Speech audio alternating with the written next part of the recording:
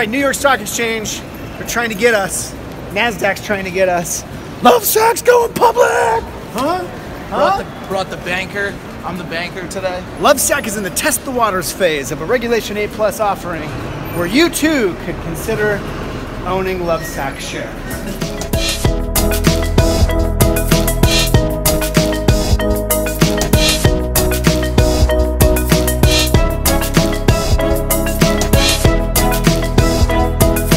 I read somewhere that there's like 80% less people on the floor than there used to be. Yes.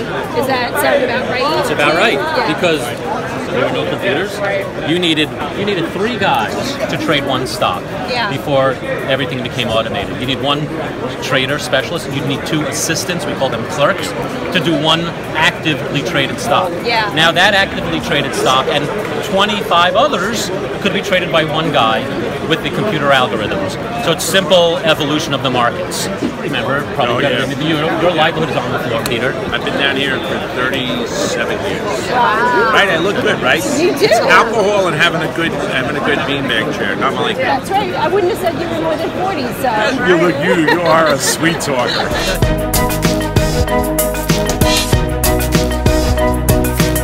Oh, God, fantastic. I'm in love with the Lovesac. Traders! Stop the madness! So what was your motivation for developing the Lovesac? I was 18 years old. I was sitting on my parents' couch watching The Price is Right, eating a bowl of Captain Crunch. Love The Price is Right, by the way. Love it. We were on it yesterday. Love it. Lovesac was on it yesterday. Are you serious? No one ever wins it. I love They it. always guess wrong. But I just thought it'd be funny to make like the biggest beanbag in the world. This is a small one, by the way. This is the medium, medium-sized Lovesac. Wow. We have 2 sizes larger than that. Anyway, That's awesome. So I drove down. I got off the couch, drove down to the fabric store, bought the fabric, brought it home, cut it out. I rolled out the fabric. I looked at a baseball. So I cut out the figure 8s with scissors, and then like I started sewing on my mom's sewing machine. Yeah. I only got about halfway through. I broke the machine because it was like vinyl, and so then my girlfriend's mom helped me finish it. There you go. Put a zipper. See, so you saw behind every successful man, there's a woman. She helped me finish it, brought it back to me with a zipper, and then I just started stuffing it, like beanbag beads, whatever. I couldn't find enough, and so then I was looking around my house for soft stuff. I found my parents' camping mattresses. Cut them open.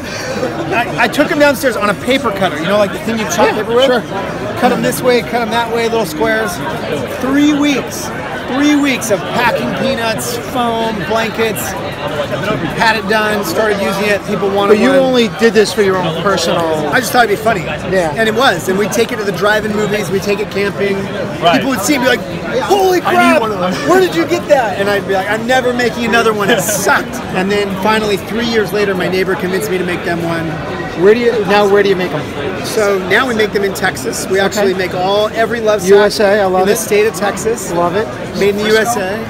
We've expanded to couches, so actually the bigger part of our business now, we invented this really cool modular couch that you can arrange and rearrange, change the fabric. It's a couch that can be with you the rest of your life. Okay. You can adapt to your life, you can grow it, and that's overtaken the business.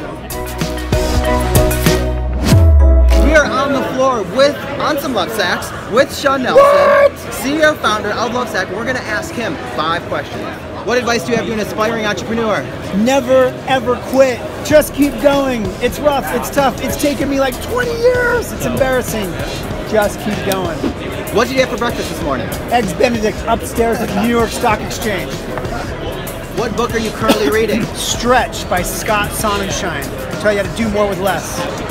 When you were a kid, what was your favorite breakfast cereal? Captain Crunch. In fact, I was eating a bowl of Captain Crunch when I had the big idea. Wouldn't it be funny to make the biggest beanbag in the world? Got off the couch today. And lastly, how is it being on the floor of the New York Stock Exchange in a Lovesac? It is surreal, bro. It is surreal. Look at this. Look at this. We are here. Not every stock trades like Ford and Exxon and GE and Procter & Gamble.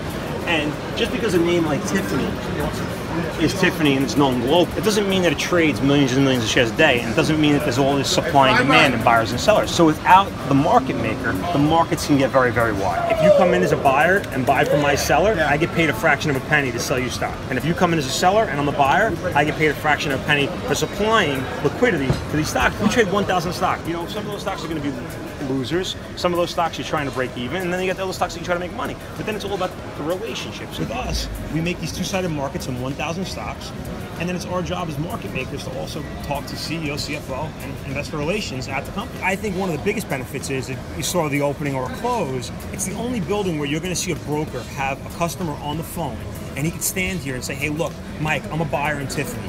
Is there a seller out here? And I could say, look, Shawn, Mike's been a seller in the stock. Why don't you have a conversation? I act as a catalyst. So NASDAQ doesn't have that? No, there's no human there. So it's all just electronic. And so you're a relationship manager in many ways. Yes. So besides the relationship with the company, you want to have a relationship with the brokers. We also give you the macro picture. You know, emails that come in every morning, Monday through Friday. Email that comes out every night, Monday through Friday. And then my personal touch. Hey, look, this is what we're seeing. These are the numbers that are due out. The Fed's going to speak today and tomorrow. People are paying attention to that. If you choose the New York Stock Exchange, you're going to get a market maker. Yeah. And then they're going to say, all right, well, do you want to interview? Or there's just a couple of ways they don't always tell you. At the end of the day, I can tell you, everybody's going to have the technology. We're going to come in the room and we're going to tell you this. We're going to tell you that we've won the most IPOs 3 years in a row. There's a reason for it. 2, even though we're an electronic trading shop like everybody else down here, we still take on risk. Why banks have left this game is because of risk, and banks don't want to take on risk. I work for Lehman, I work for Barclays. They don't want to trade a risk anymore. And trading is a risk game. It's not riskless, and you're going to lose money trading. Electronic trading shops, they try to do is buy 100, sell 100, buy 100, sell 100, sell 100, buy 100. Here, if we're going to see dislocation in stocks, if we're going to see movement in stocks, we're going to use our capital and trade. And we still want to make money trading, and we still make money manually trading. And that's part of the game that the human touch can't take away. And then it's the relationship. I love this building, obviously, in place. In '96, I started as an intern here. I didn't want to go to school. I got my mother grabbed my mate year, made me go back to college. And there's not one day I come up out of that subway and I'm like, what am I doing? Coming out of this building. As a stockbroker, is that the right phrase? We say designated market maker. As a designated market maker, what was your get off the couch moment? I come from a blue collar family. My father was an iron worker. My uncles, my cousins, all iron workers. I had a family friend that worked on the floor of the New York Stock Exchange. I forced my way basically in to get an internship in '96. I came down here in '96.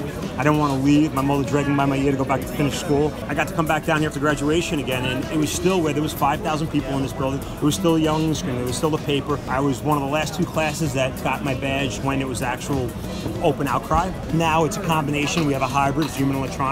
And you still get that energy. You come down here for an IPO, you come down here for an opening or a busy close or a day when there's an expiration. Nothing could put that energy. There's no job, no matter how many friends I have or people that you meet that have that energy every morning at 9:30, where that yelling and screaming and that rush comes and that adrenaline. And that's like being at the gym.